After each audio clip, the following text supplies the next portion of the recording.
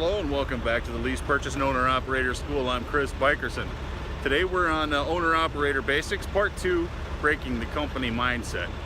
Now I just got back from a few days off, taking my anniversary with my lovely wife Carla.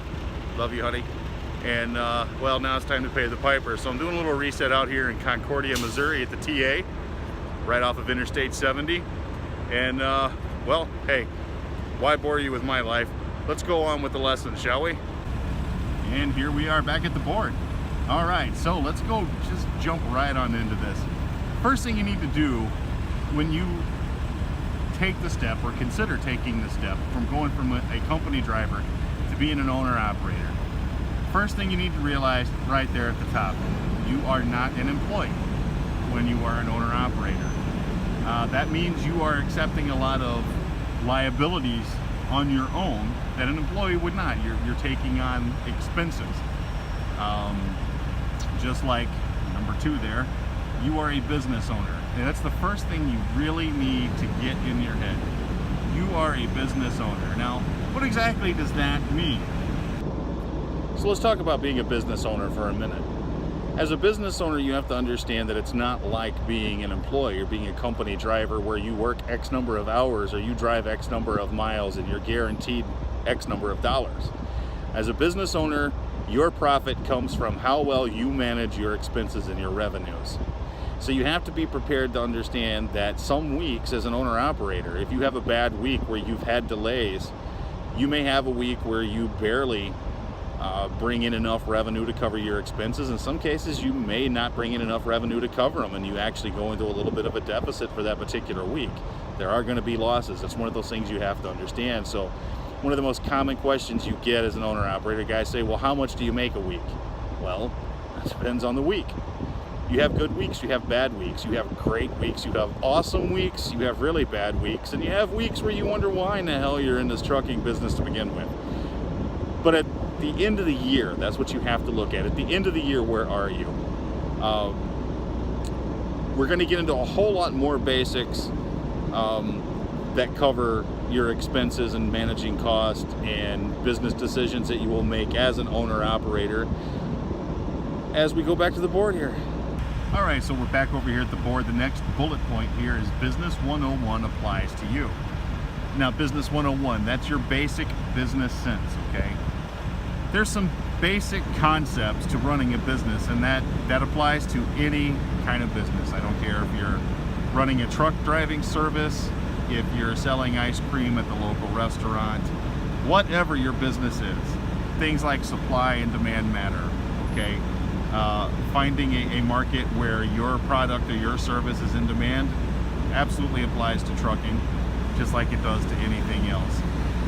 Knowing and managing your expenses and your revenues matters in any business, not just trucking. Concepts like making sure you have things like capital reserves on hand to cover those weeks where you don't bring in enough revenue to cover payroll and your business expenses. So we're going to get a lot more in depth on that going forward, but again, just kind of opening up your mind, getting you in tune with this idea that you're no longer looking at things from the perspective of a paycheck employee.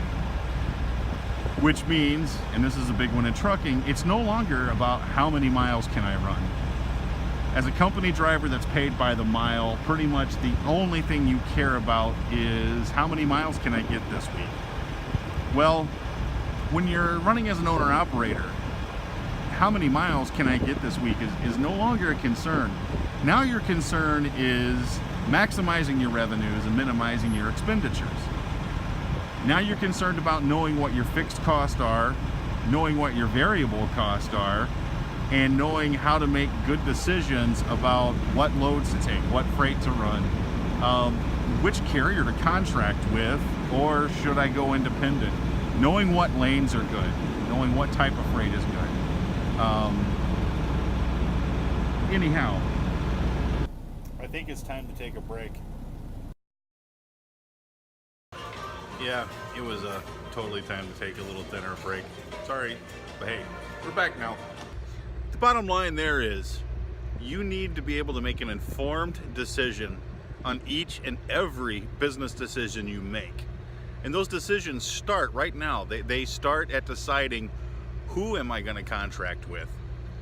What are the terms of that contract? What kind of freight am I going to haul? What kind of truck am I going to drive? And before you can do any of that, one of the big things you got to get into is knowing the breakdown of your cost. How much does it really cost you to run a truck up and down the road? And why that's important is, once you've got a grasp on that, you're going to be able to weed out the bad decisions from the good decisions. The first one that's going to just stare you right in the face is just how many scams are out there, okay? There are so many trucking companies out there right now that are taking new drivers and they're luring them into this whole owner-operator dream with the promise of, you're going to make $100,000 a year as an owner-operator, and they've got you set up on a system that's designed for you to fail and for them to profit. I'm not going to name any companies right now. Right now. Don't worry. I'm getting to you, big boys. Now, the whole scam is essentially they throw this dollar amount at you, knowing that you probably have very little knowledge of running a business and what it costs to run a truck down the road. And so, coming from a company driver's salary, you see these amounts and you think, oh man, that's so much more money than I'm getting right now. But what they're really doing is they're using your lack of knowledge to their favor. They're selling you a dream, and what they're really doing is they're shifting their operating expenses onto you, and they are making it to where pretty much you almost can't make any profit at all, or you have to work twice as hard as a regular company driver to make a little bit of profit. Essentially, they're making lots of money off you and getting you to work harder, trying to keep your business alive. Okay, so I don't want you to fall for any of those scams. And you know what, truth be known, I fell for one of them. I did. And we're gonna talk about that later. I still got a bone to pick with that company. But that's the whole purpose of this series, is to educate you here, to get you knowing the kind of things you need to know so that you know what to research before you make a decision to go out and be an owner-operator, especially if you plan on leasing onto one of these companies, or even if you plan to be an independent person. Because I'm gonna tell you, being a lease purchase operator or a contractor to a larger carrier, that's kind of like being an owner-operator on training wheels. And being independent, you have no training wheels, you have no safety nets. And so we're gonna get more in depth with that. That gives us a good segue into our next segment, part 3, which is gonna be breaking down the cost. Can't wait to talk about that, because you know I just live for this stuff. So on that note, good night, we'll see you on the next one.